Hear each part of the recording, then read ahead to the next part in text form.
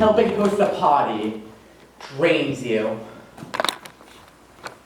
What I was trying to say is that bitterness is not enough to drive a man to murder. Now, as for suspicion, I overheard a fierce quarrel between Mr. Sterling and Miss Vivian just hours before his death.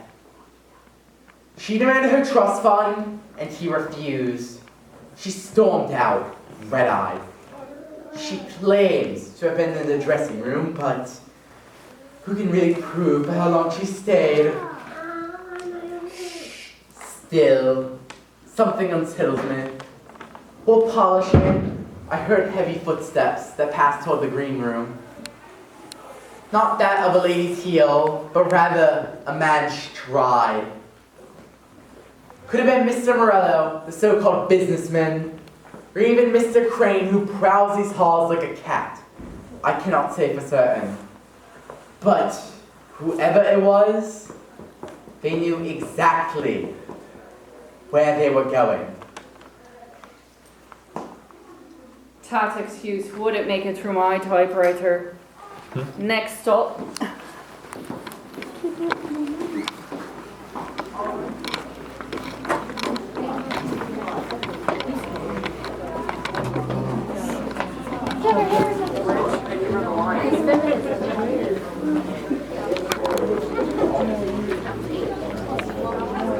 I built my career on service, then diplomacy, not Oops. so backward. You're okay.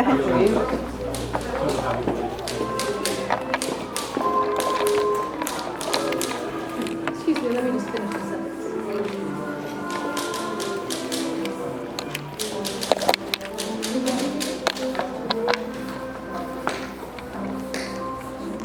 Clara Wells, reporter for the Chronicle. My job is the truth. However ugly it may be, Mr. Sterling never did take kindly to my questions, especially the ones about his art collection. Paintings are dim, values inflated, receipts missing. It reeked of fraud. Sterling threatened to ban me from his estate tonight, but I slipped in anyways. A good story doesn't wait for invitation, and Sterling always did make for headlines. When the murder happened, I was in the storage room, typewriter at the ready, sorting my notes by lamplight. Detective Doyle saw me there, though I will add, she made it very clear she did not like my presence. In fact, she asked more questions about me than she did about Sterling, as if she had something to hide. Funny thing that, a detective who knows just how to cover her tracks. But Sterling's enemies weren't in short supply. Take Aldous Crane, for instance, our slick-talking alderman. Sterling kept a file as thick as a phone book on his bribes, kickbacks, dealings, and the works. If that file ever saw the light of day, Crane's career would collapse overnight. Convenient, don't you think, that Sterling's voice is silenced just as election season nears? Now here's where things get interesting. Vivian Sterling. The heiress insists she was in the dressing room with Miss Langley, but Langley later told me she never saw Vivian enter, only heels clicking after someone left. Two stories, one dressing room, so who's lying? The spoiled daughter with everything to gain, or the societal darling who thrived on a scandal? Investigators, remember this. Every guest here has a story, and every story has holes, waiting for the right questions to tear them open. Follow the inconsistencies, and that's where the truth hides. No, That story was shorthand for noise. Come on, guys. What he do? I missed something. Yeah, no, she is. Maybe she rolled into the She put the... Yeah, so they came in and he pulled out his old briefcase and started writing down the story. They went and checked her typewriter and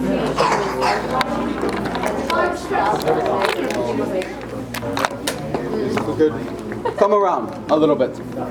Fill in this gap over here. Right here, God. Get away from the picture. Elvis. Great.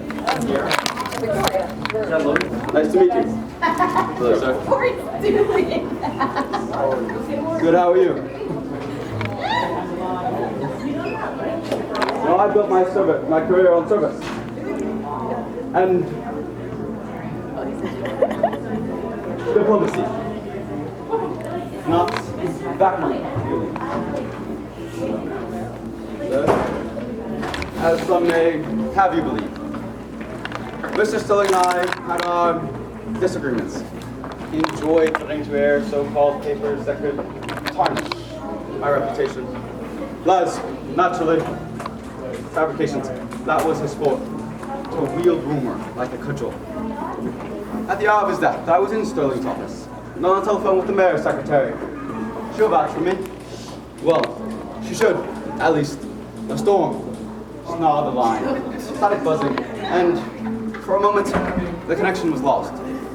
Now some may whisper that I stepped out during this gap, but I can assure you that I did not, for my hand remained firmly on the receiver. Of course, nobody actually saw me there, now did they? Curious how storms can wash away certainty. As for suspects, I spotted Miss Ruby Valentine, our songbird of the evening, prowling the corridor by the green room. She looked nervous, clutching her song sheets as if they were life itself. A page or two slipped, I saw them flutter. Perhaps if you look closely, you'll find them abandoned by the door. An innocent mistake, or evidence of haste. And then there's Miss Edith Bellamy, the dramaturg. She insisted she was cataloging books, but when I asked her which titles,